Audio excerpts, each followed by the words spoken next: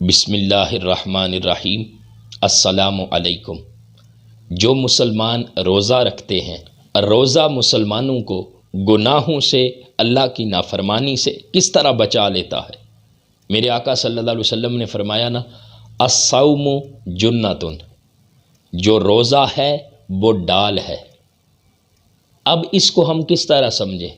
روزہ ڈال ہے۔ دیکھیں، پہلے زمانے کے اندر جب لوگ جنگیں کرتے تھے، اب تو جدید ٹیکنالوجی کا دور ہے، ایٹمی طاقت کا زور ہے، مگر پہلے زمانوں کے اندر جب لوگ آپس میں لڑائی کرتے تھے تو میدان جہاد کے اندر دشمن کے حملے کو روکنے کے لیے جو شیلڈ استعمال کی جاتی ہے، ایک ہاتھ میں تلوار ہوتی ہے اور ایک ہاتھ میں شیلڈ ہوتی ہے، جس کو ڈال کہتے ہیں، اور عربی کے اندر اسی کو جنتن کہتے ہیں، کہ وہ دشمن کے حملے کو وہ شیلڈ کے ذریعے سے، ڈال کے ذریعے سے روکا جاتا ہے۔ تو مسلمان جب روزہ رکھتا ہے تو آقا کریم علیہ السلام نے فرمایا یہ روزہ بھی ایک ڈال ہے۔ یہ روزہ ڈال ہے۔ روزہ کس حملے کو روکتا ہے؟ یاد رکھے، روزہ مسلمان کو شیطان کے حملے سے روکتا ہے۔ روزہ مسلمان کے لیے ایک ڈال ہے، شیطان کے حملوں سے یہ آگے دفاع کرتا ہے روزہ، اور بندے کو گناہوں سے بچا لیتا ہے۔ شیطان کے حملوں سے روزہ بندے کو پاک کر دیتا ہے، اس لیے فرمایا روزہ ڈال ہے۔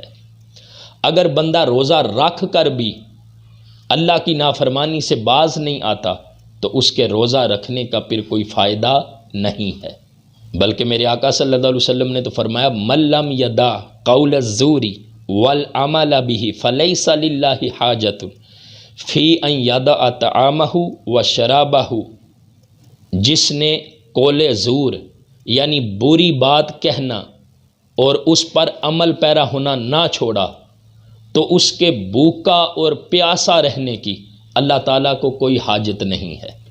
یعنی بندہ روزہ رکھ کر بھی گناہوں سے اپنے آپ کو نہیں بچاتا۔ روزہ تو ایک ڈال ہے جو بندے کو گناہوں سے روکتا ہے، شیطان کے حملوں کو روکتا ہے۔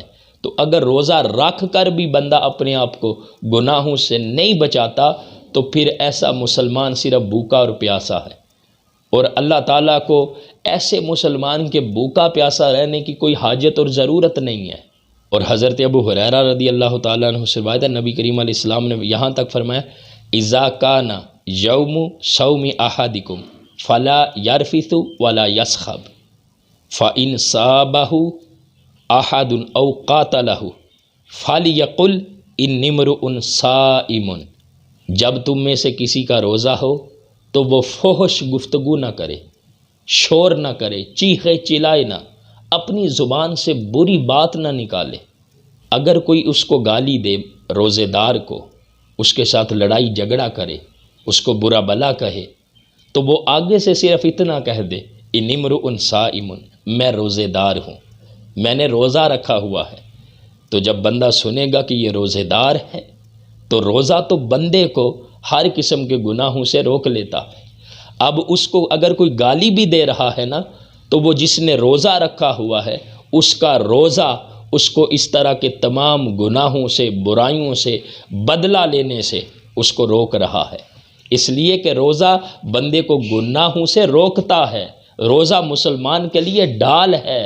اگر کوئی مسلمان روزہ رکھ کر گناہوں سے نہیں بچتا تو سنیے میرے آقا نے کیا فرمایا، کم من صائم لیس من صومہ الا الظمأ وکم من قائم لیس لہ من قیامہ الا السحر۔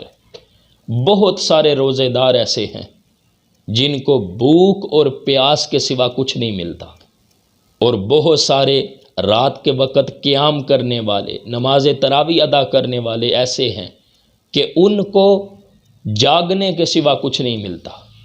یعنی وہ روزہ رکھتے ہیں، جو روزے کے تقاضے ہیں ان کو پورا نہیں کرتے، اور روزہ رکھ کر اپنے آپ کو گناہوں سے نہیں روکتے۔ کھانے پینے سے تو انہوں نے اپنے آپ کو روکا ہوا ہے، مگر روزے کا اصل مقصد صرف کھانے پینے سے روکنا نہیں، بندے کو گناہوں سے روکنا ہے۔ بندے کی جو شہوانی، خواہشاتی، نفسانی طاقتیں ہیں ان کو مٹانا ہے۔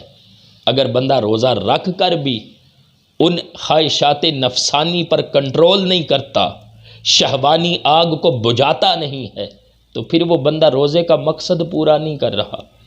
اس لیے جو روزہ ہے وہ ڈال ہے، بندے کو گناہوں سے بچاتا ہے۔ اللہ تعالی ہم سب کو روزے کے تقاضوں کو پورا کرنے کی توفیق عطا فرمائے۔